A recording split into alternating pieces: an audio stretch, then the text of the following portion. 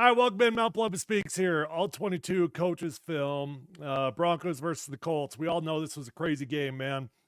The Broncos had a lot of bad ball, but fortunately, the Colts had a whole lot more bad ball. There was plenty of points during this game where I was ready to throw my remote through the TV. I was ticked off. I didn't think that the Broncos deserved to win this football game, but either did the Colts, fortunately. And when it was all said and done, the score screams domination, although it did not feel that way for the majority of the game. And I guess the score is right. By the time it was all said and done, the Broncos did dominate this football game, but they dominated it by making fewer errors than the Colts made. Bo Nix has 3 interceptions in this game, but I'll give him some credit that he fought back. He made some big throws at the end of the game, had a touchdown throw or two that he could walk away feeling pretty good about. But I'm telling you, as the Broncos dove into this film, there was a whole lot of stuff to be coached. And I don't know how much they studied it or not because it was a short week as they get ready for the Chargers. And a lot of times when you play in that short week, you don't dive into the film as much as you usually do. But we will. I will. And without further ado, we will dive into the Broncos offense against the Indianapolis Colts. I'm going to tell you guys that the NFL Pro, which we're watching the film from, is buggy as hell today. It keeps cutting in and out of the full screen. It's not my computer. I've tried it on multiple devices. Whatever is going on over there is driving me nuts. But bear with me as we get in and out of the plays here. We'll try to dig through it. We've had some technical difficulties here, but hopefully this time everything will go smoothly. Okay, without any further ado, I got to back out, dang it, because I got to get us to the Broncos offense. That's all right. Hold on. I'm not going to end the stream or anything. We'll get there. Okay. Here we go. First play of the game. Broncos are going to go inside zone to the right here. You're not going to have a tight end, so they're going to the open side towards number 69, Mike McGlinchey. The Broncos actually had an opportunity at a really big play here. Unfortunately, number 17, Devon Vele, he doesn't get in to get the crack block on the safety. Otherwise, this was one of the rare opportunities for a big run for the Broncos. I'll pause it right here. And actually, I'm going to let it shift here. Okay, I'll pause it right there. All right, so here's how this thing's going to work. We got a single block here. All we can do is not lose inside. We got a double team here up to 45, and we got a double team on the backside to 44.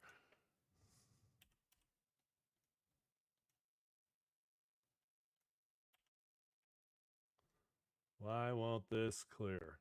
Okay.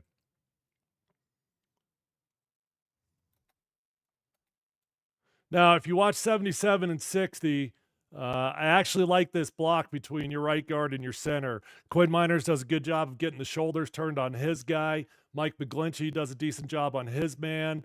On the backside, we're doing a good job. The guy you want to watch right here is number 20. Unfortunately, Devon Vele just doesn't get in there in time. If you watch this, okay, Vele's got to try to get to this inside shoulder right here.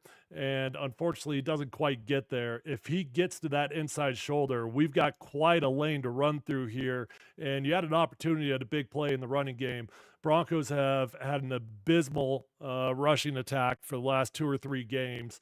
And they've got to get that fixed, and they got to get it fixed quickly because it's been pretty ugly for the Broncos, and they're not going to have much postseason success unless they get that cleaned up. Okay, second play of the game, and unfortunately, Bo Nix doesn't have time to push this ball down the field because his left guard gets beat. Our guys haven't even gotten out of our break down the field here, but unfortunately, we've gotten beat here, and we're going to have to dump it off to number 19, Marvin Mims. As we get to the backside angle of this, the end zone shot, I'll show you your left guard, 74, Ben Powers. Right here, we just overset just a little bit, okay? The second he gets to the outside shoulder right there, we're in bad shape. We always got to stay on the inside shoulder. When you're pass protecting, you got to stay on the inside shoulder. It's just a slight little overset, and he's going up against a really good pass rusher there. That's DeForest Buckner. He makes a whole lot of money in this league for a good reason. He's a tremendous football player, and unfortunately, Bo Nix has to hit the dump off to Marvin Mims, but it's actually all right. That ends up being a pretty successful play for the Broncos.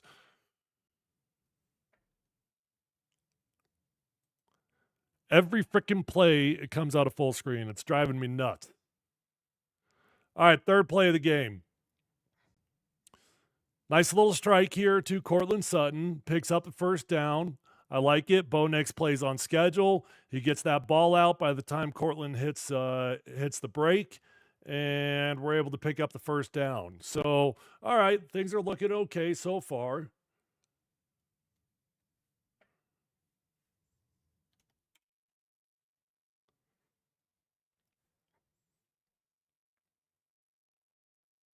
Come on. All right, what do we got here? By the way, I have not watched this film yet. Usually I watch this before I do the all 22 with you guys. So I'm watching this blind, just like you guys are, and we'll learn some stuff here in real time together. All right. Do we catch this ball? Oh, I remember that one. All right, let's check out our pass protection. So we got a little play action here.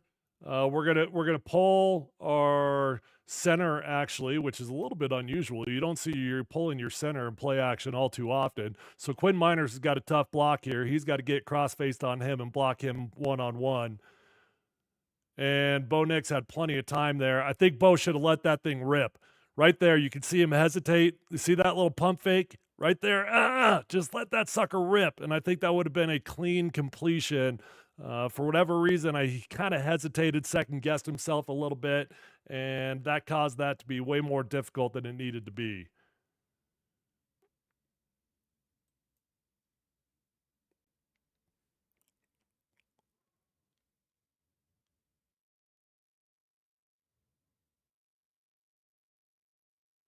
Okay, we got 18 truck. All right, so let's back it up. What you're going to want to watch is your right tackle here. We're going to get a down block, and we're going to pull around. He's your lead blocker in this one. Actually, Nate Atkins is your lead blocker, but what's his name? Mike McGlinchey is going to be your second guy. The end zone shot's going to be much more clear. This play right here, typically speaking, these are kind of your home run hitting runs. When you try to go outside like this, these are the plays that you're trying to get gains of 15, 20 yards. And instead of getting 15 or 20 yards, we have a TFL because a couple plays in a row, unfortunately, number 17 doesn't get it done. 17's got to get a down block right here, okay? And if he's not going to get cross-faced, which I understand because it doesn't want to get him over the top, well, he's got to come down and he's got to be aggressive. He is not being aggressive at all, and 94 is just going to shoot up the field right here. That forces our guy Jaleel McLaughlin to not have an opportunity to get a head start on this run. So 17 gets his ass beat right there. It gets everything off schedule a little bit. And our other wide receiver, little Jordan Humphrey, number 84 on the outside right there, well, he gets beat also. He's trying to not get beat over the top, which is the main coaching point. But you got to rock this dude. Both these guys just get beat, and they barely even touch their guy. So Mike McGlinchey, he's trying to pull around to run through the alley right here. Mike's trying to go all the way through here, but he sees this number right here, so he hesitates. Do I need to help here? What do I do? Just the whole play is way out of whack because our wide receivers do not get the job done.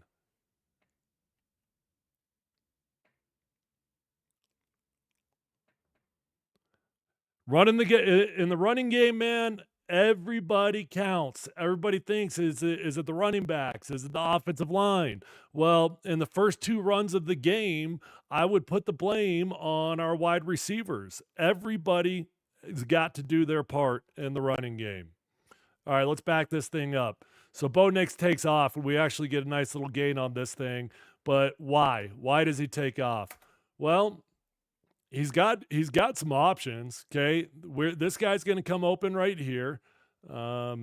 We fall down there, but it doesn't matter. Bo's got tremendous athleticism, and I'm fine anytime he sees a opening there in the pocket. Hey, man, you're probably. I've done this before. If you're talking about the most athletic quarterbacks in the NFL right now, it starts and ends with Lamar Jackson. After Lamar, you're probably talking about Kyler Murray. After Kyler, it's probably Josh Allen. After Josh Allen, I legitimately think that Bo Nix is the fourth most athletic quarterback in the NFL. So I am A-OK with Bo Nix taking off and using his feet anytime he sees an opening.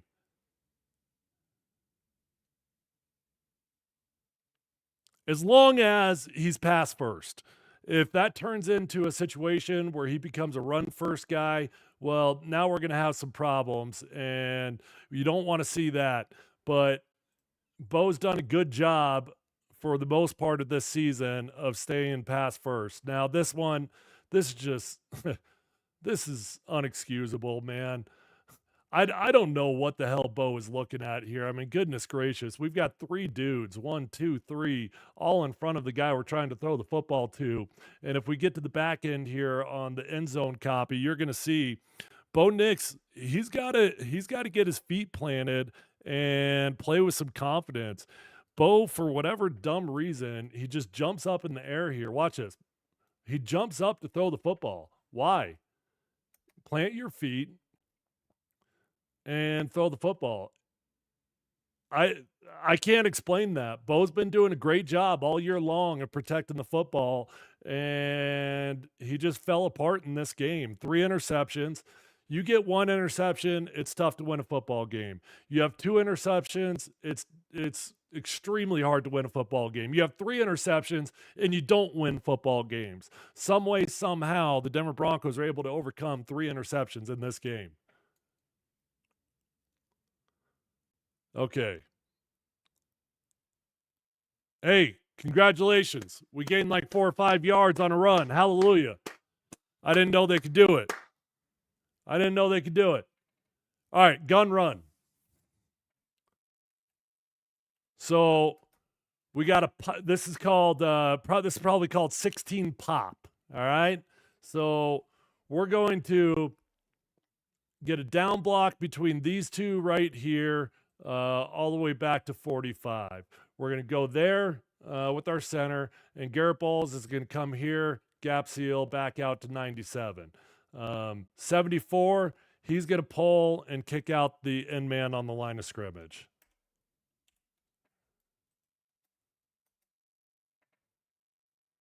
Good job by Ben Powers there. So let's watch our left guard, number 74. Okay, that's a pretty good job. I like 82 coming up in the hole there. He gets out athleted a little bit on number 44. Mike McGlinchey. All right, let's watch Mike McGlinchey here, okay? Here we go. Right here, okay?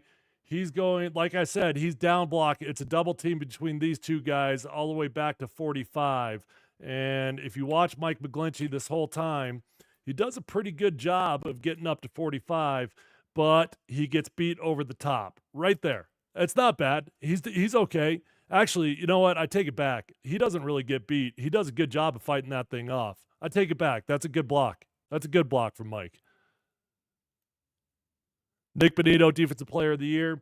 You know what? He is well on track. My fear for Nick Bonito, and we're only watching the Denver Broncos offense here today, so we're not going to see a whole lot of Nick Bonito. But my fear for Nick Bonito is that he probably doesn't have a chance of winning Defensive Player of the Year simply because he isn't a household name yet. By the end of this season, he'll be a league-wide household name.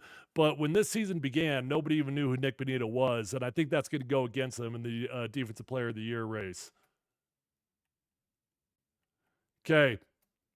Now, Bo, let's look at this thing, man. I mean, he's got options all over the place. This guy, open. This guy, open. This guy, open. I think we're going to be open here. I don't know what's going to happen here, but I mean, we've got all kinds of options on this throw, and for whatever reason, Bo's got a clean pocket. He doesn't like it, and he ends up panicking a little bit. Come on. There we go. And getting out of the pocket. But like I said, he does have good feet. I just want him to be pass first. That's all I want. Okay. I got no issues with you using your feet. Matter of fact, I would love for every single game for Bo Nix to have 15 to 20 yards. I don't need him to have a whole lot more than that. Give me 15 to 20. But in this particular one, he had plenty of options to throw the football. So this would be an example that I would prefer to see him throw the ball rather than running. But you know what happened? He just threw an interception. He just had a bad play. He's a little bit rattled. He didn't trust himself. And so now he does what a lot of young football players do. They default to trying to run.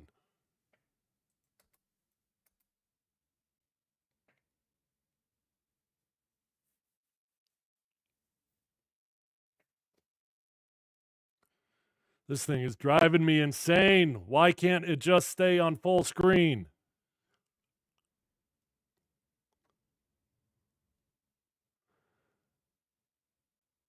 So Jaleel McLaughlin was the starting running back in this game, and I honestly expected to see a lot of opportunities for Audric Estime. Javonte has been really, really bad the last 4 games, but they continue to utilize Javonte over Audric Estime.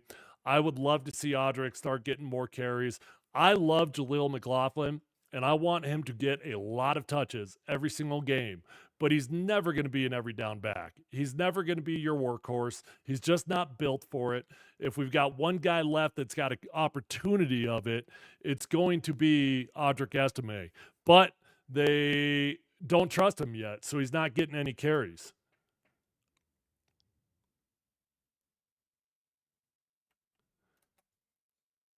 Okay. Let's talk a little ball before we show this thing. Okay, so we got an open end block here.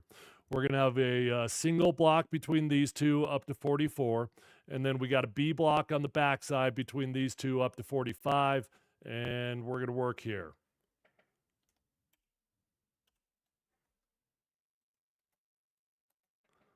Let's start with Mike McGlinchey.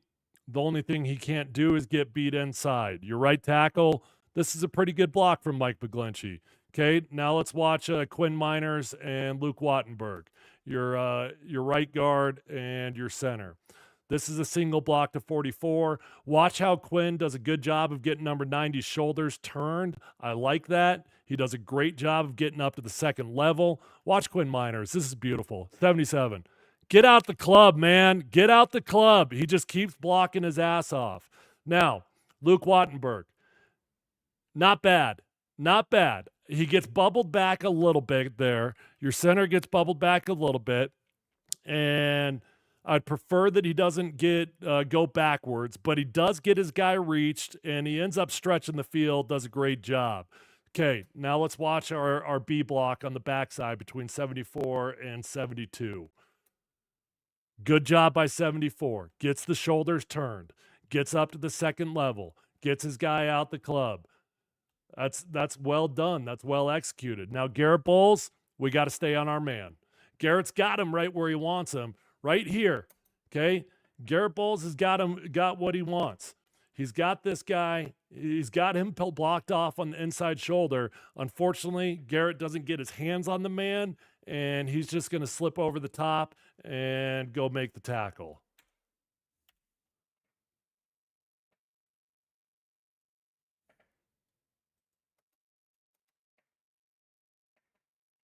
This was another really good opportunity for a good run. I mean, you look at it, and you've got 10 guys on the field that are doing their job. And Garrett Bowles is even doing his job at the beginning as well. But like I said, that's a hell of a football player there, DeForest Buckner, and he makes a lot of plays. He gets paid a lot of money for a reason. If Bowles just wraps his hand on that guy, we've got a great lane to run through right here.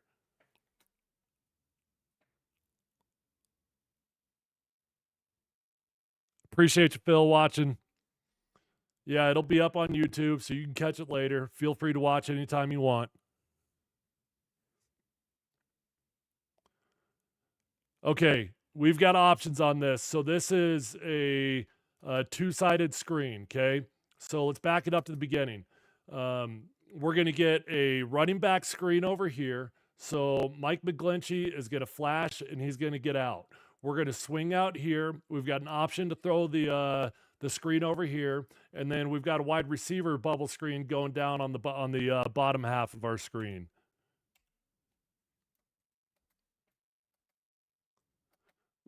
Bo looks to the right. He doesn't like it over there. He sees, and I think it's a pretty good decision. He feels this guy. He feels this guy. He doesn't think that's going to be a good dump off. So he's going to come back to the bottom of the screen and try to hit it to number 19.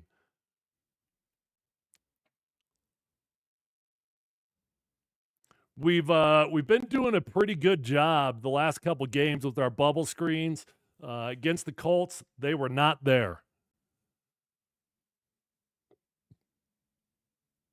Bowles's guy makes the play on this, but what he can't do anything. There's nothing Bowles could do different on this. 97 just does a great job of reading it. I mean, Bowles can't chase him down and hold him. That's just a good read from number 97. Bowles doesn't do anything wrong on this play. 97 just did a good job. They get paid too.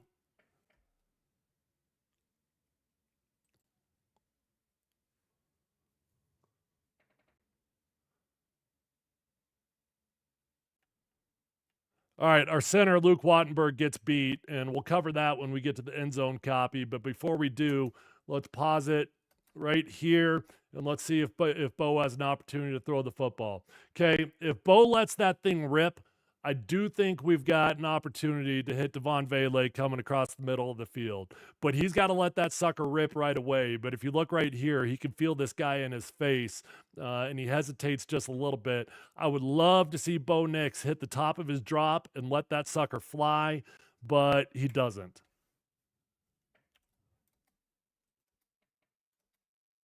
And we end up with a sack.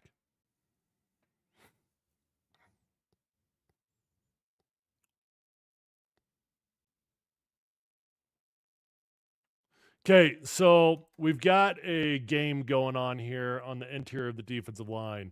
So number 54 is going to come try to ear hold number 74. DeForest Buckner is going to act like he's coming up, and then he's going to come all the way around. And if you watch this, Luke Wattenberg right here, he actually does a good job on the initial. He's got to punch that guy off, and he's got to pass him over to number 74, Ben Powers. But then he's got to get out. He's got to get his head back, and now he's got to block DeForest Buckner on the loop around. And I like the way that it begins for Luke Wattenberg. I don't like the way that it ends. Okay, watch the initial. That's a good punch right there. Okay, are you watching number 60, our center? That's a great punch. He passes it off to 74. Unfortunately, right there, he starts leaning on the guy. He just doesn't get over in time, and DeForest Buckner is absolutely ruining our game. I mean, we are early on into this game against the Colts, and you've got an interior defensive lineman that has destroyed 3 or 4 different plays against the Broncos already.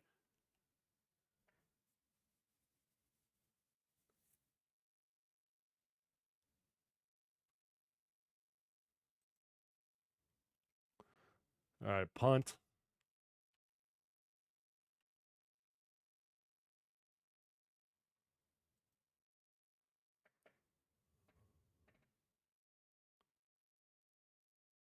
All right, pretty good pass protection. Actually, that's great pass protection. Um, I have no idea what the progression is here, but if you watch Bo's eyes, he's definitely looking to this side of the field at the beginning. So he gets to the top. He doesn't like whatever he sees. Over here, you've got a couple guys that are going to end up wide open. So 17 right here. I'm not sure who that is. If that's Troy Franklin, that might be Troy Franklin. You've got 2 guys that are wide open, but let's back it up all the way to the beginning. Watch Bo Nix, okay? Watch his eyes. He's clearly looking down here. This is where his progression begins, and he doesn't like anything there, so he just dumps it off to the middle of the field, and we end up getting about a 9-yard gain out of it.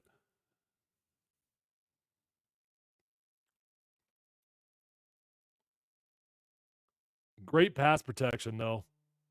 Mike McGlinchey gets beat late, but at the beginning, it was really good.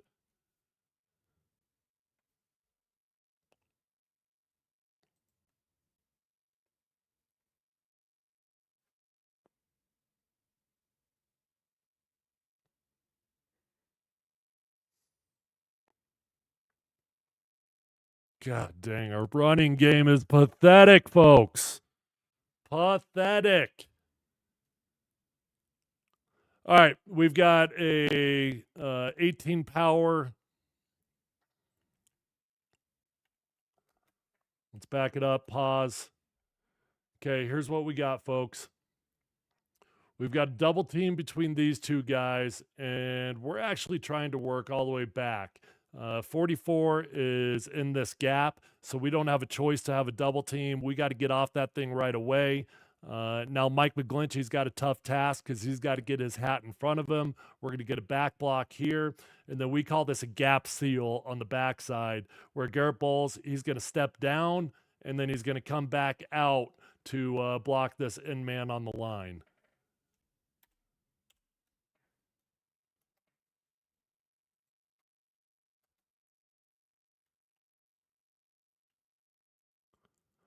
I actually like this from Mike McGlinchey. Watch your right tackle. This is supposed to be a double team, but he doesn't get any help from his guard because the guard has to go. Mike does a good job of crashing that guy down.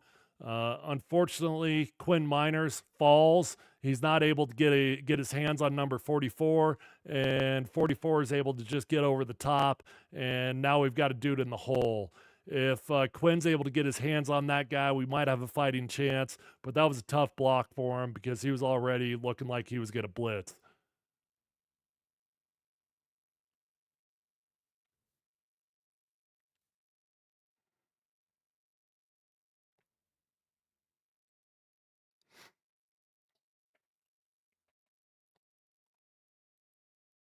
QB sneak. Let's check out the movement from the offensive line. How do we do here?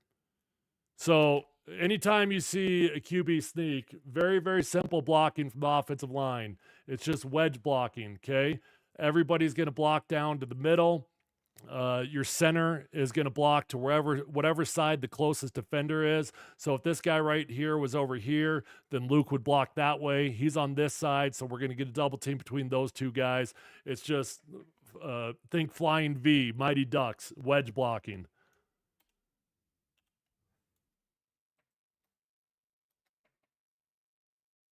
I like that from Quinn Miners, though. Quinn does a good job ricocheting off his guy, gets up to 44. Easy first down.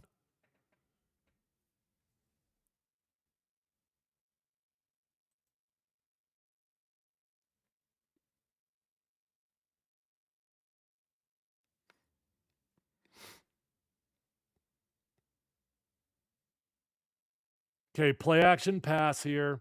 And we got lots of time. Bo's really drifting. He's drifting.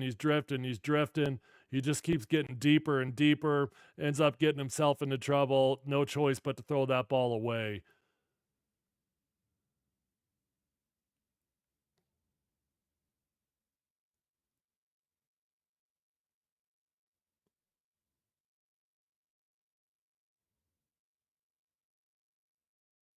I mean, that's pretty good pocket. The only guy that could have done a little bit better here is 72. Okay. 72 is going to set out on his defensive end, but the defensive end is going to cross face. In theory, Bowles has got to try to settle down and get back to that inside shoulder. I wouldn't say Bowles got beat on this by any means, but it also was not a clean block. I would love to see instead of Bo right there, okay, just stay still, plant your feet, and try to find a wide receiver. Let that sucker rip. But instead of setting his feet and having having a little base to throw with, Bo's just going to keep drifting back. Look, he's actually got an opportunity. If anything, he could step up into the pocket, and he's got a little lane here he could try to escape through if he wanted to. But anytime you start drifting backwards, that play is going to be over.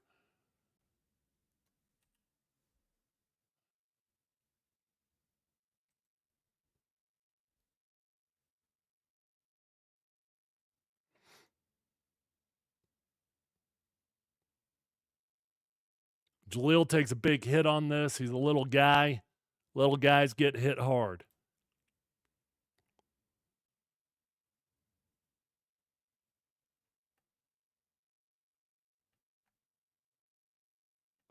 Okay.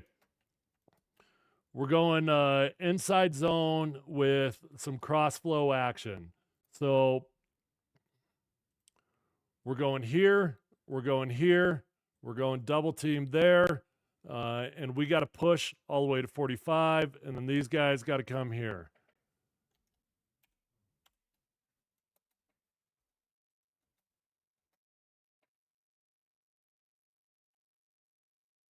That's a pretty good looking run, man.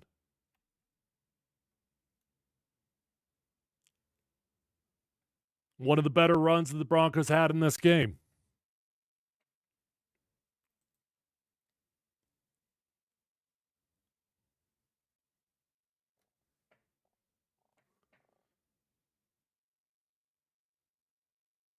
Good looking bubble screen here.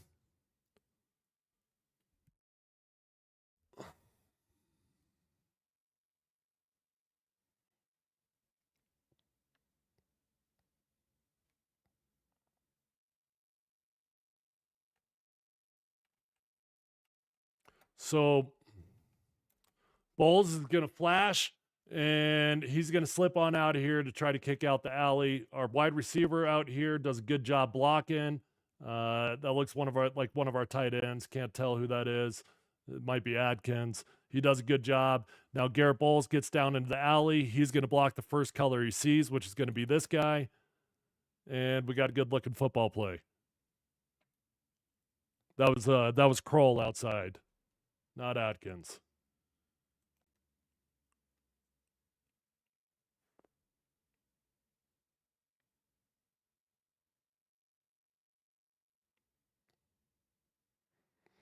All right, bit of a dangerous throw here from Bo Nix to our tight end. It's a tight throw to Troutman there, but he lets it rip, and it's a good completion. But you can see if Bo doesn't put a little bit of zip on this thing, this could be a ball that could be intercepted. See, he's got to put some power on it because you got this guy right here that could undercut that throw. So you got to get to the top of your drop, and you got to let that sucker fly.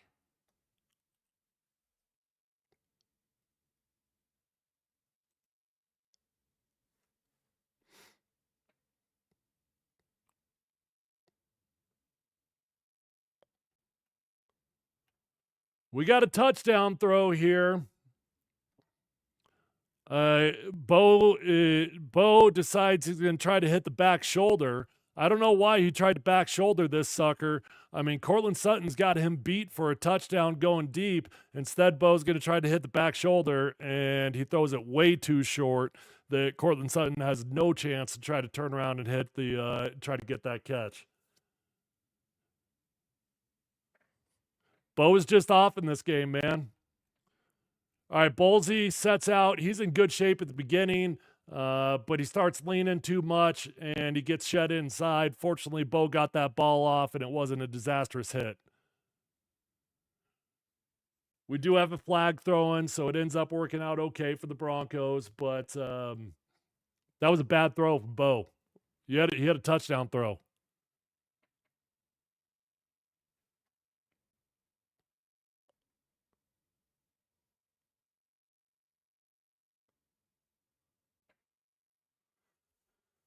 Man, as a play caller, when you call running plays and you go for a gain of 1, a gain of 2, gain of 1, gain of 3, I get it, man. It's real tempting to give up on the running game because you just feel like you're banging your head against the wall.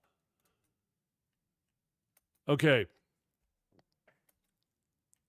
Pause. All right, here's our blocking scheme, okay?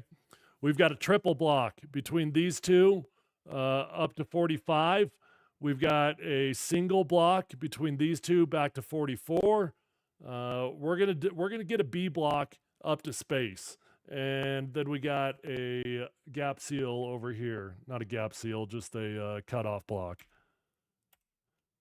Now, I don't love this over here. our tight end could give our right tackle a little bit more help. He doesn't even touch him. You've got great leverage, right? So we're working to 45, who's in here. Bang this dude. Bang his shoulder. Help your right tackle. Instead, we're just going to slip outside of him. You've got all frickin' day to get this dude. It's one thing if 45 was way out, if he was way out here where my mouse is, I could understand if we're going to slip past this guy, but we've got such good leverage here, man. We should be going heavy double team here all frickin' day until we get up to 45. That being said, I don't necessarily love how Mike McGlinchey pauses. Mike's got to get his feet running and get to that outside. If Mike gets to that outside shoulder, we've got a good run. But between the tight end giving him absolutely no help and Mike being a little shallow on his angle, that ends up crushing this play. I'd be pissed off at my tight end, though, if I was Mike McGlinchey there. Come on, man. We got a double team. Let's do something with it. You don't want to hit anybody? Then don't be on the field. I mean, to me, that's soft as hell. Now, we do a good job here making up for it, okay? Same dude that just basically whiffed on the running play. End up getting a touchdown here. Bo Nix, I'll tell Bo Nix this. For a bunch of tight ends that are not household names, for a bunch of tight ends that are not super athletic, Bo's done a good job of getting almost all of our tight ends involved. Between Troutman, Atkins, Kroll, we've had a handful of touchdowns for those guys this year.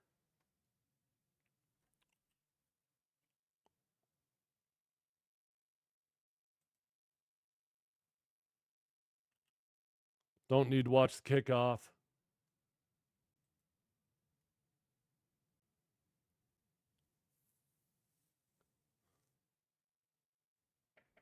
Okay. This ends up being an okay screen pass. I think it could have been a really great screen pass, but unfortunately, Jaleel just loses his feet right as he catches the ball. But if you watch our offensive linemen, so let's pause it. So Bowles is going to be man on man over here. He's going to set back, block this dude here.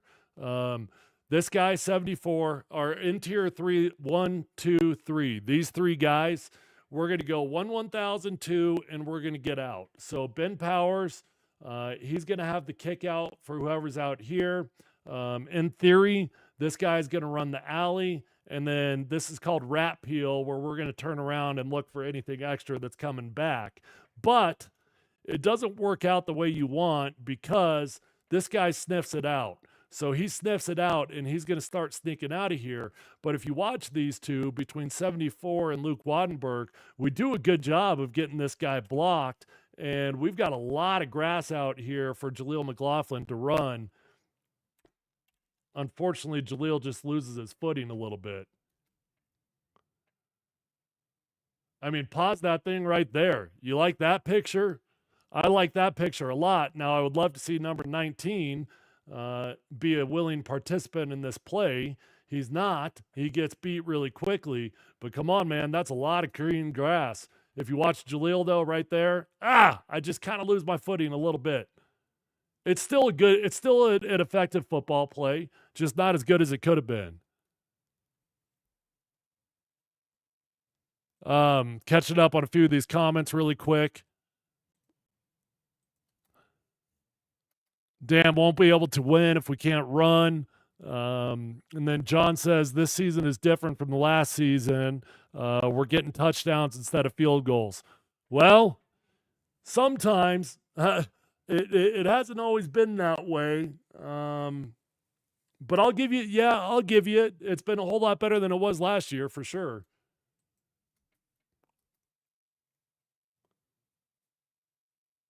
This game, unfortunately, felt a whole lot like last year with the amount of mistakes we made. I mean, 3 interceptions. I don't know how many games I ever won in my career with 3 interceptions.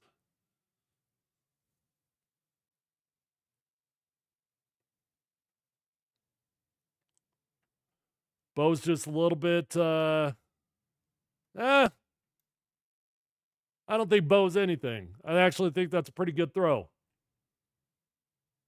That's a pretty good throw right there. You got to catch it. Catch the football.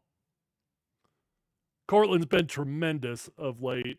This game was not a great game for Cortland Sutton, but if you go back and you look at Cortland Sutton's last 6 games coming into the Colts, 100 yards, 70 yards, 80 yards, 90 yards, 80 yards, 100 yards. I mean, the dude's been flirting with a 100-yard game 6 games in a row. He's been fantastic. Unfortunately, he had a drop or two against the Colts, and it was not a great game this week. Oh, Javonte ends up getting rocked on this thing.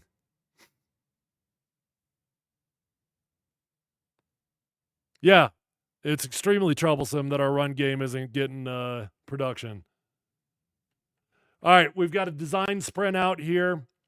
I run this play in Little League. This is just a quick little dart pass. We're going to roll out. We're going to try to hit Javonte. Bad throw. We throw it behind him, and Javonte takes a serious rib shot there. He's lucky he doesn't have a cracked rib. Look at that thing. Damn.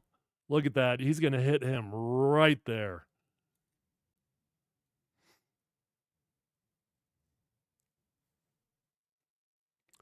Bo was just off. He was just off in everything in this game. He was off in his decisions. He was off in his throws. When he has touchdown throws, when he should be throwing it deep, he's throwing the back shoulders, made bad decisions, throwing behind guys. And to be fair to Bo, he made a couple nice plays at the end of the game, and his wide receivers also dropped a couple passes. So everybody's got their hand in the hat of problems.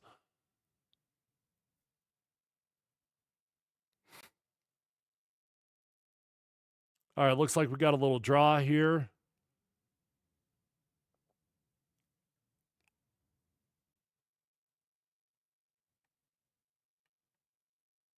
Okay, so here's how this thing's going to get executed. So 77 is going to rush up the field. 72 is going to block there. We've got a man block on 99. That's a tough block on a hell of a football player right there, and he's likely going to try to cut inside of him. Over here, 69 is going to block this dude rushing up the field. We just want to invite them over the top and shot put him up the field. These two, we've got a double team block here to 44. Now, how does this dude get blocked? This is a tough block right here. You see our tight end all the way out here? He is way out leveraged. He's got to get his ass on a high horse and get all the way in here. It's nearly an impossible block.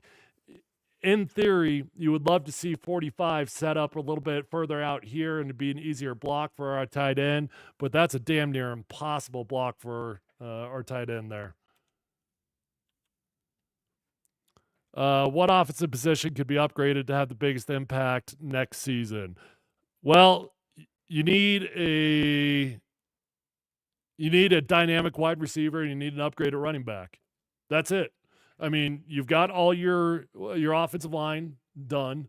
That's going to be your starting 5 for the next couple of years. You got your quarterback. Cortland Sutton is likely going to get himself a new contract, I believe. I think he deserves it, and I think he's earned it. But you need to go get yourself a really dynamic wide receiver, and you got to get yourself a running back. If you're to ask me the single biggest need right now, it's actually running back, not wide receiver.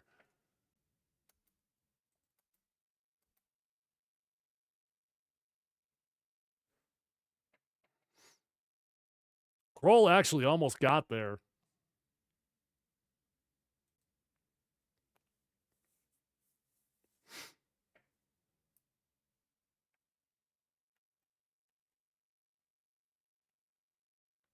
All right, this is a designed little dump off, okay? This is not a check down. This is designed. How do you know it?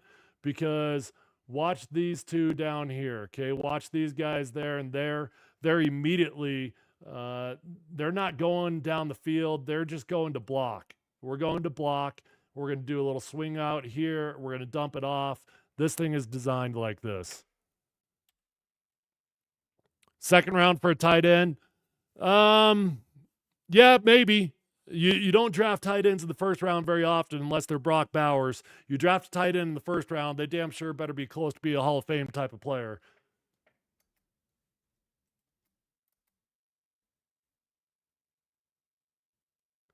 That's pretty well blocked out there between Atkins and Devon Vele. They both do a good job out in space.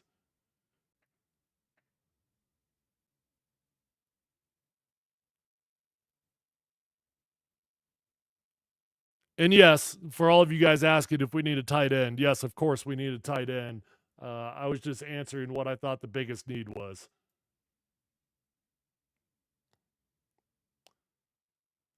Bolsey and Mike McGlinchey end up jumping on this play. They called Mike McGlinchey, but Bowles jumped also. If you watch the Colts defensive line here, they're going to shift. Okay. Ah, gosh dang it. Let me back up. So right now, all these guys, we're going to do a hard shift, and we're all going to do it together. Boom, boom, and that draws our guys offside, unfortunately.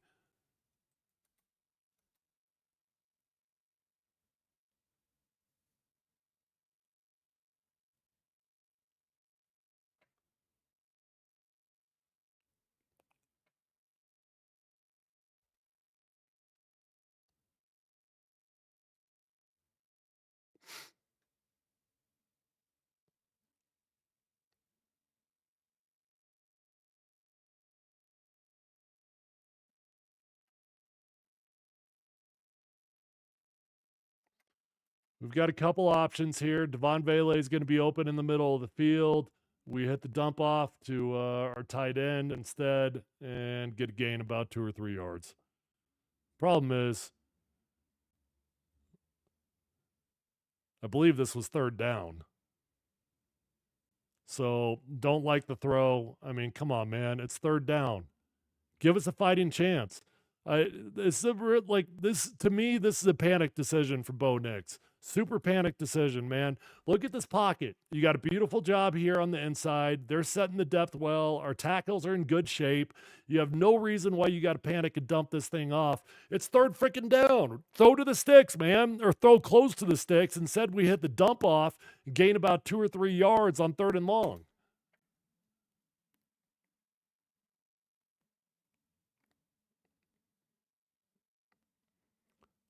Bo is just rattled in this game.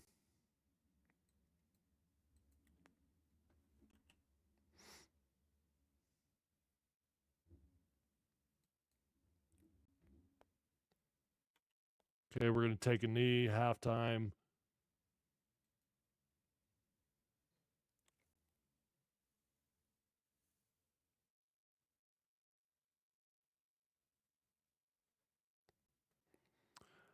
All right, we're going to go fake 19, keep right.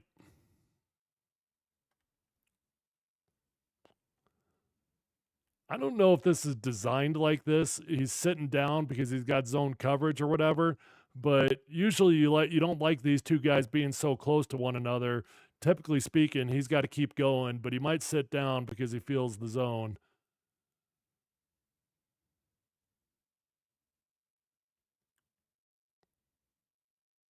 I'm going to fast forward.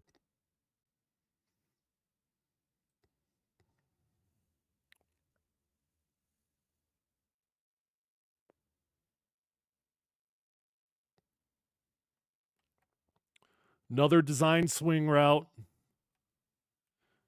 You always know it's designed when you know it's designed and not a check down when you look at the guys down here. When they're not running routes and they are actively looking for a dude to block at the very beginning, you know that this is by design that we're trying to hit the swing route.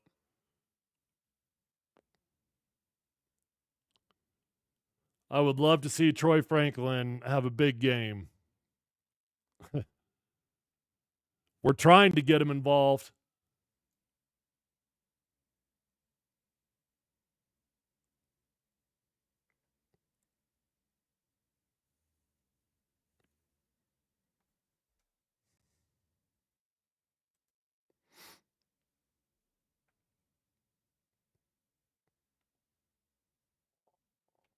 Okay, again, just a phenomenal pocket from the offensive line. They struggled early on in pass protection, but I would say for the last 10 or 12 throws, offensive line has given a really clean pocket for Bo Nix.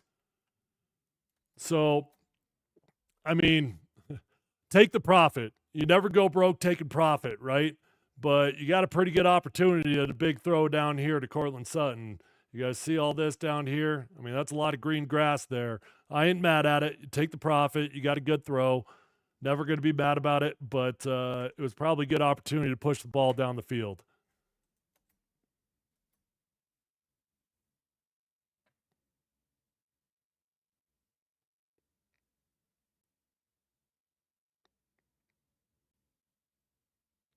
Somebody asked what kind of running back I would like to see for the Broncos.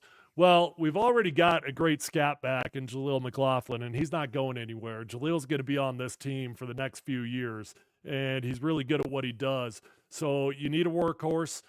Maybe Audric Estime could develop into that, but I'll tell you this, for as many problems as we've been having running the football, the mere fact that the Broncos aren't even attempting to make Audric Estime that guy, it just makes me wonder, is the dude struggling in practice? Is he fumbling in practice? What is it? Because he's clearly been in the doghouse. So I like, in theory, what Audric Estime represents. I mean, he's a bruising running back. He runs hard. He gets downhill.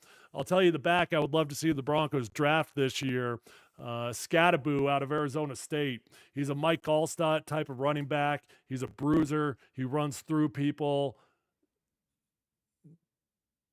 Good looking player, man. And I think you could probably grab him. I think you could get Scattaboo third or fourth round, which is that's an ideal spot to draft a running back.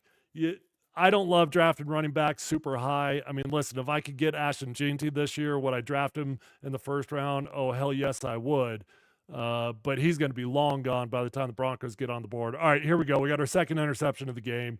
And it's just like, what do you say? I mean, what do you say about this? Just, what are we doing? What are we doing? I mean, just a complete overthrow on this one. I don't get it, man. Maybe he thought Cortland Sutton was going to do something different on the route. Maybe he thought he was going to take it a little bit deeper. But I mean, golly, that's a 10-yard overthrow there.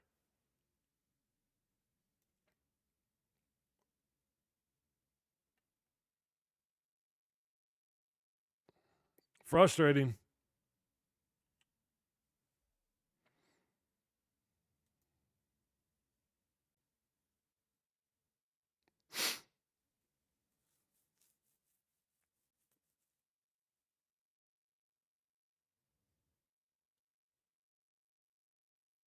All right, good looking run here. Best run of the game.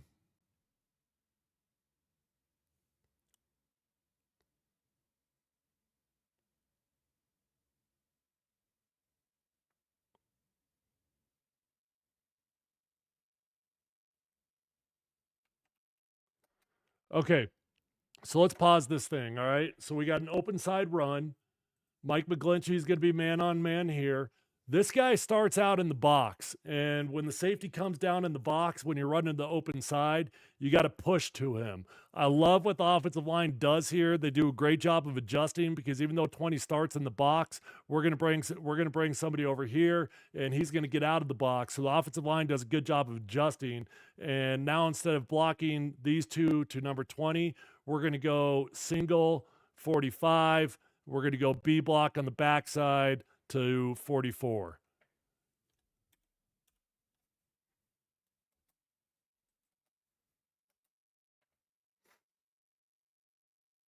Great job by Quinn Miners. Watch 77, your right guard, okay? We're looking right here. Watch this punch on that shoulder and how he completely turns him inside.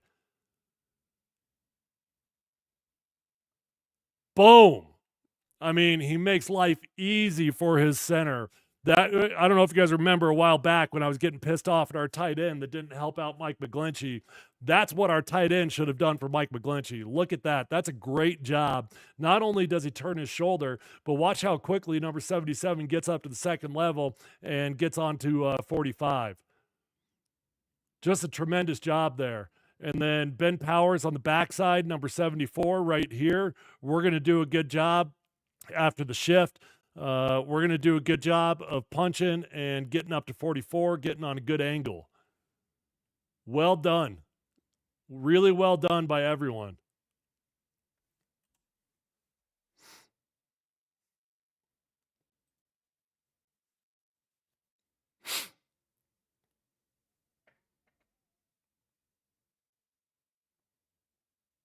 Okay, this might be Audric Estime's first carry of the game. That's not even Estime, my bad. That's Javonte Williams.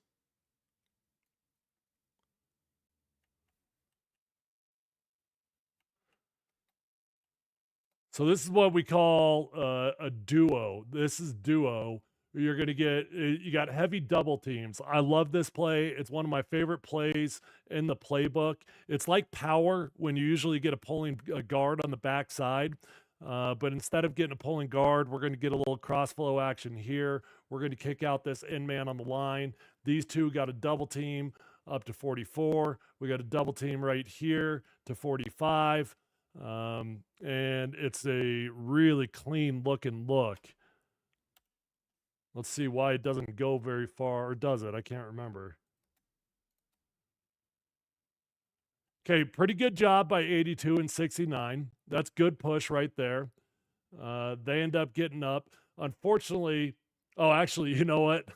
That's a bad job there because 82 gets too heavy. They got a double team up to this guy right here. They lose track of him a little bit. Number 44 is going to slip over the top and go unblocked. These two are going to 45, and actually this guy doesn't get touched.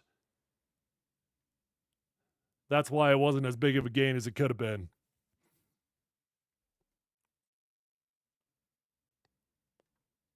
Let's see, where are we?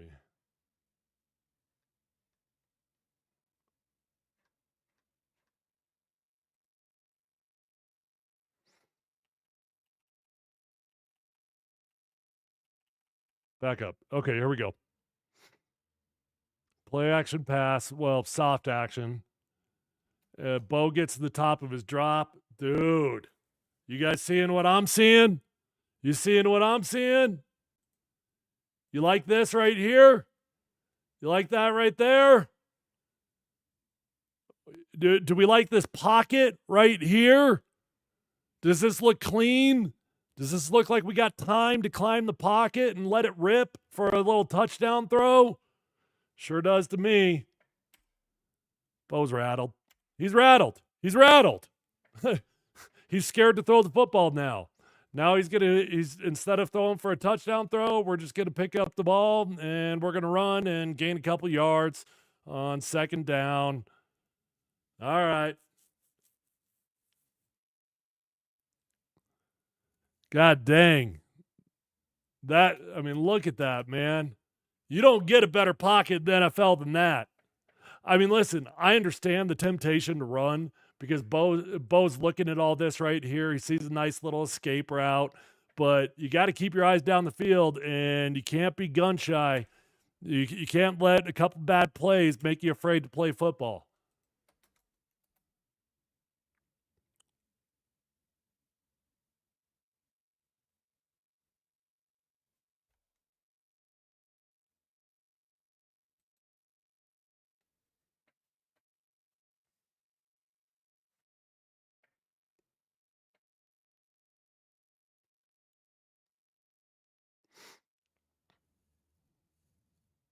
Now we got third down here.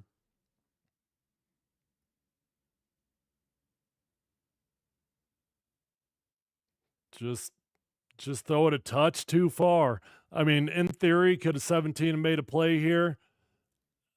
Yeah, maybe. It would have been one hell of a catch, though.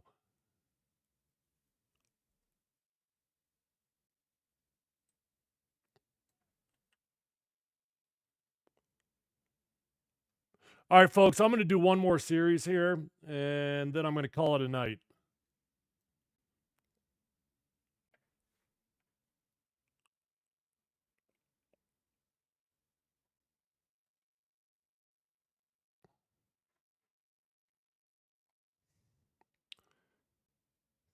Okay, another pretty good pocket. That's just a duck. Does this ball get tipped? I don't think that ball gets tipped. I mean, first off, let's just watch the ball. You got a duck. That looks like a Tim Tebow pass right there. I'm trying to figure out if this guy right here tips it or not. I actually don't think he does. I think that was just a duck.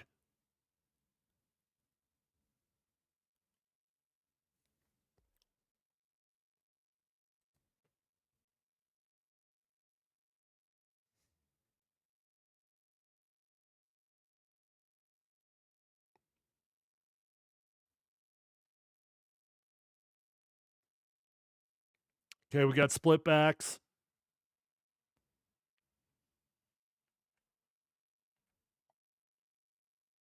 All right, we call this 18 force. So this is Michael Burton, your fullback, and you can see he's just a touch in front of your QB right there. So he's kind of lined up almost like a traditional fullback if they were in I formation or something. Um, and Michael Burton's going to be responsible for this guy right here. We got a man block, man block. We got a single between these two right here, and we got a B block on the backside right there.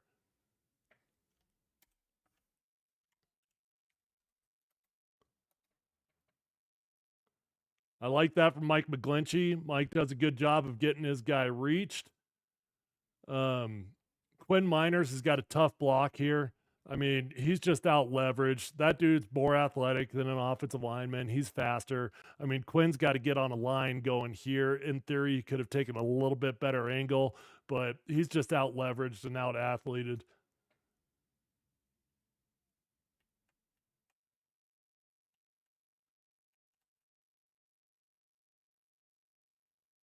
'74 had the same problem. I would love to see '74 get on a better angle. We're just getting a little too heavy right here. I would love to see us going more like right there instead of going right here like that. If we take this angle right here, we're gonna have a chance of blocking this guy, but we just take a little bit too shallow of an angle.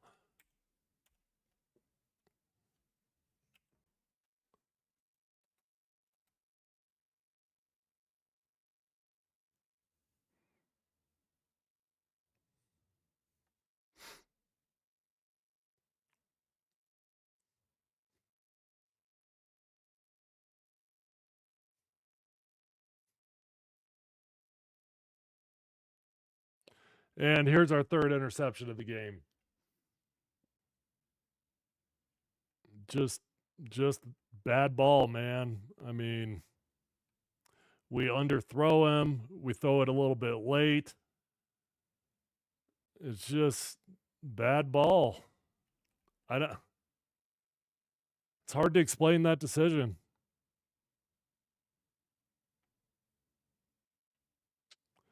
See it from another angle. Maybe Bo sees something I couldn't see there.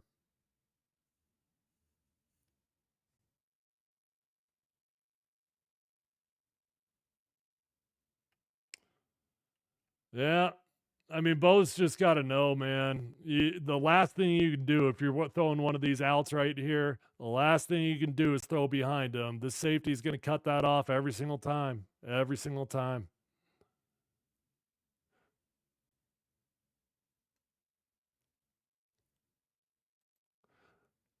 All right, I hate to end on that play because that's actually not fair because I'm ending on one of Bo Nix's worst plays of the game. I'm tired, so I'm going to end it right there. I'll tell you this, to Bo's credit, after that play, he actually does make a handful of really nice throws to finish out the game. So it was good to see that Bo was able to finish strong after his worst game of the season. That was Bo Nix's worst game of the season. It wasn't even close. Bo's been doing a great job of protecting the football, and he just fell apart. Look, he's a young football player, and these things happen. Progress is not linear. I'm not down on Bo Nix just because I'm calling him out for a bad game. I'm high on Bo Nix. I like Bo a lot, and I do give him credit for finishing strong because that's not easy when you've made 3 big mistakes like Bo made in this game. The Broncos were very, very fortunate that they played a team that some way, somehow made more mistakes than they did. Hard to explain how that's even possible, but the Colts made more mistakes than the Denver Broncos, and they're able to get out of that game with a score that when you just look at the scoreboard and you didn't look at the game, it looks like the Broncos kicked the Colts' ass. And that's cool. So, you know what's tough, man? What's tough is winning games. Well, you know what's even more tough? Winning a game like that. So I give him credit. I'm not mad about it. I'm not sad about it. I'll take the win. You move forward, and the Broncos now have got to win one of their final 3 games. So apologize for finishing on a bad play, but I appreciate you guys watching. If you've not subscribed to Mount Polumbus Speaks, please click the link in my bio on Twitter. Go over to YouTube and hit subscribe because I put out a lot of content over there that does not live on Twitter, and you don't want to miss out on that